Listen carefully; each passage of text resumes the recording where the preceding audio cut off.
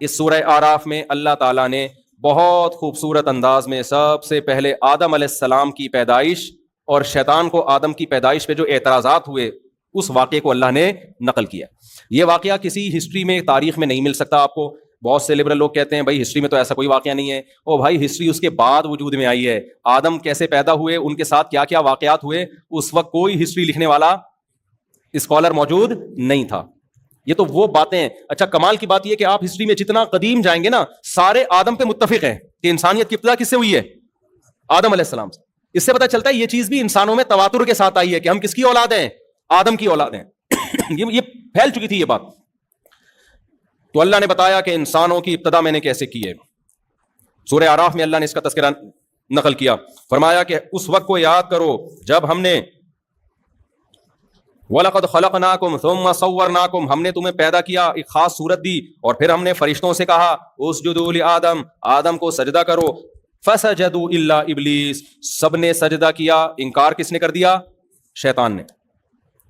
شیطان کسے کہتے ہیں؟ اللہ تعالیٰ نے انسانوں کے علاوہ بھی بہت ساری مخلوقات پیدا کی ہیں جن تک سائنس ابھی تک پہنچی نہیں ہے, اور اس کا بھی امکان ہے قیامت تک پہنچے ہی نہیں. یہ بھی امکان ہے, کیونکہ ہم جب کسی چیز پہ ریسرچ کرتے ہیں ہم مادی زندگی کے بارے میں ریسرچ کر سکتے ہیں. ہمارے پاس جو آلات ہیں وہ اس مادے کو سمجھنے کے لیے تو ہیں. مادی زندگی کے علاوہ جو زندگیاں ہیں ان کے نہ ہمارے پاس آلات ہیں نہ وہ ہماری مینٹل لیول سے نیچے کی چیزیں ہیں. تبھی قرآن کہتا ہے وَمَا أُوتِيتُم مِّنَ الْعِلْمِ إِلَّا قَلِيلًا, تمہیں اللہ نے جو نالج دی ہے نا جس پہ آج انسان بڑا فخر کر رہا ہے, یہ نالج بہت تھوڑی ہے. ہم تو کہتے ہیں آج بہت زیادہ نالج ہے, لیکن اللہ اس نالج کو کیا کہہ رہے ہیں؟ بہت تھوڑی ہے, کچھ بھی نہیں ہے یہ. اور سائنسدان بھی اس کا اعتراف کر رہے ہیں. ہم جیسے جیسے چیزوں پہ مطلع ہوتے ہیں نا تو پتہ چلتا ہے پہلے ہمیں کچھ بھی نہیں پتا تھا, پتا تو اب چلا ہے ہمیں. اور جس چیز کو آج کہہ رہے ہیں پتہ چلا ہے, کل کہیں گے یہ تو کچھ بھی نہیں تھا. سمجھتے ہیں کہ نہیں سمجھتے؟ دیکھو ایک دور میں سائنسدانوں میں بڑے پھڈے ہوئے ہیں کہ جب مادے کو توڑا جائے نا تو آخر میں اینڈ میں کیا ہوگا؟ اینڈ میں نکلے گا کیا؟ آخری ذرہ ایک آئے گا نا کہ وہ مزید ٹوٹ سکتا ہے کہ نہیں ٹوٹ سکتا. اس میں بڑی بحثیں ہوتی تھیں, مسلم اور غیر مسلم سائنسدانوں میں بڑی بحثیں ہوتی تھیں. لیکن جب خوردبینی اجاز ہوئی اس کو توڑنا شروع کیا تو پتہ چلا یہاں تو دنیا ہی کچھ اور ہے. وہ آخری ذرہ آتا ہی نہیں ہے, وہ تو آگے جا کے کیا ہے؟ ایک الیکٹران ہے جو پروٹون کے گرد گھوم رہا ہے, ایک نیوکلیس ہے. وہ آخری ذرہ خود وہ ایک ایسا یونٹ نہیں ہے کہ جو مستقل اس کی کوئی حیثیت ہو. وہ تین الگ الگ چیزوں کا مرکب ہے. نہیں یاری بات میرا خیال, وہ تو تین الگ الگ چیزوں کا. بھائی ہم تو سمجھتے ہیں نا توڑیں گے تو ایک آخری ذرہ آ جائے گا جو بنیادی اکائی ہے. وہ بنیادی اکائی اتنی الگ ہے کہ وہ کوئی اسٹیبل چیز ہی نہیں ہے, وہ ہلتی ہوئی چیز ہے. ٹھیک ہے نا, الیکٹران گردش کر رہے ہیں, اس الیکٹران کو دھکا دو تو وہ دوسرے مدار میں جا کے اس الیکٹران کو دھکا دے کے آگے وہ کہتے ہیں پارسل کرو. پارسل کا خاص انتظام ہے نا بھائی, بس میں لکھا ہوتا ہے تب پڑھے تو پاس کر ورنہ برداشت کر. الیکٹران کیا کرتا ہے؟ وہ آگے اس کو دھکا دیا, وہ آگے اس کو دھکا, یہ ایک الگ ہی جہان ہے. پھر اس کو توڑ رہے ہیں تو الگ چیزیں آ رہی ہیں. تو یہ یہاں تک پہنچے کہ بھائی یہ جتنا گہرائی میں گھستے چلے جاؤ گے نا یہ پتا چلتا چلا جائے گا کہ ہمیں اب تک کچھ بھی پتا نہیں تھا, پتا تو اب چلا ہے. اور آئنسٹائن نے آ کے یہ کہہ دیا ہم کسی چیز کے بارے میں پتا چلا ہی نہیں سکتے. اس نے نظریہ اضافہ جو پیش کیا نا وہ کیا پیش کیا؟ پتا چلا ہی نہیں سکتے. کیوں؟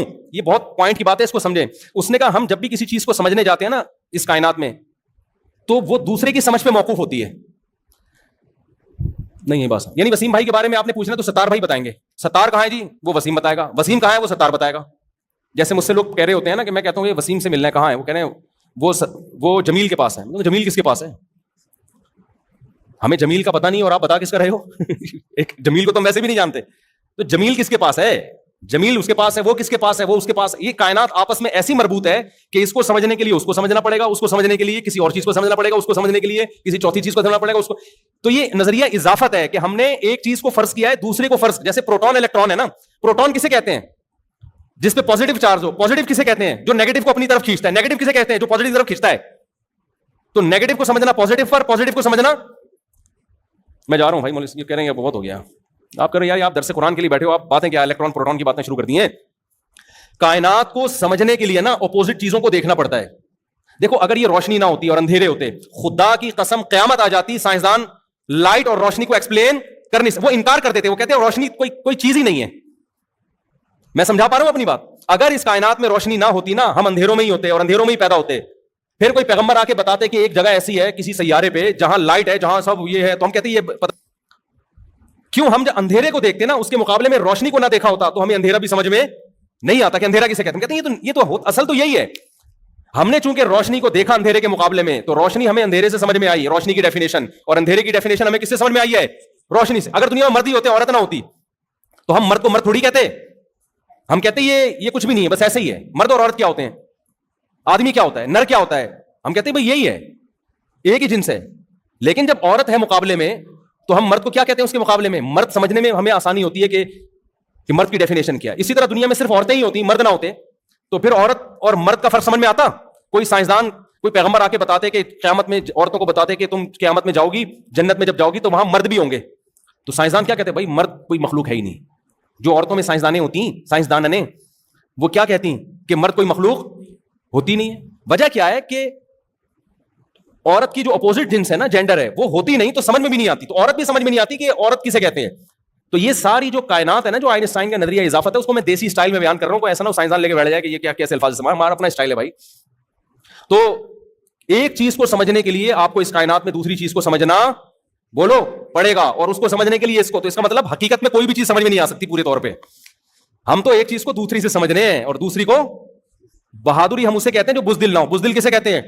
جو بہادر نہ ہو. تو نہ بہادر سمجھ میں آیا, نہ دیکھو نہ بہادر سمجھ میں آیا ہمیں, نہ بزدل سمجھ. بہادر ہم فرض کر رہے ہیں کہ جو یہ والا نہ ہو. اچھا یہ والا کیا نہ ہو؟ جو وہ والا نہ ہو. یہ تو وہی آمنے سامنے والا ہو گیا کہ نہیں ہو گیا؟ تیرا گھر کدھر ہے, اس کے گھر کے سامنے, اس کا گھر کدھر ہے, میرے گھر کے سامنے, دونوں کا کدھر ہے؟ آمنے سامنے. تو نہ یہ سمجھ میں آئے گا نا.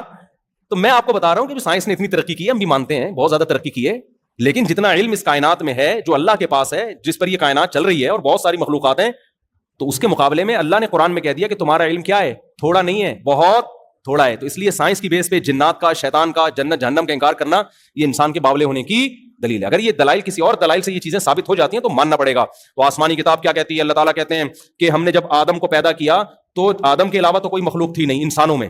پہلا انسان کون دنیا میں آیا؟ آدم. تو آدم پہ تو کوئی اعتراض کر نہیں سکتا تھا, کیونکہ وہ تو کوئی اور مادی مخلوق جانور تھے نا, تو جانوروں کو تو اللہ نے عقل ہی نہیں دی ہے کہ وہ اعتراض کریں. اعتراض ایک الگ مخلوق کو ہوا جو مادی مخلوق نہیں ہے.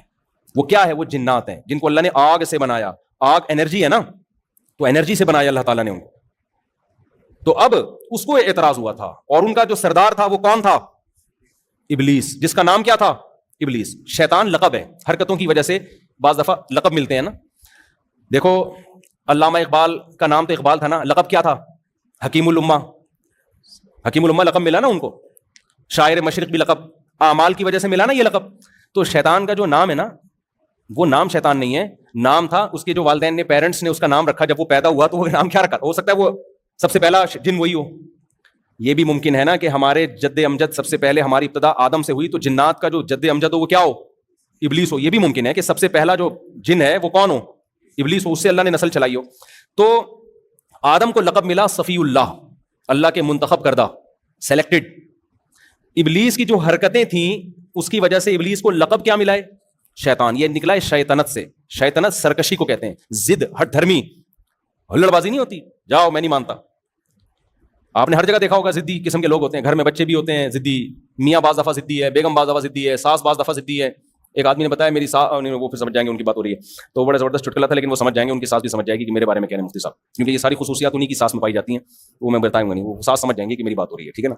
تو ایسے راز فاش کرنا, اگرچہ میں نام نہیں لیتا, لیکن بعض ایسی علامتیں ہوتی ہیں نا, سمجھ جاتے ہیں کہ وہ ساس بھی سمجھ جائیں گی میری بات ہو رہی ہے, اور داماد بھی سمجھ جائے گا, کیونکہ یہ وہ والی جو خصوصیات ابھی میں بتانے لگا تھا وہ انہیں کی ساس میں پائی جاتی ہیں.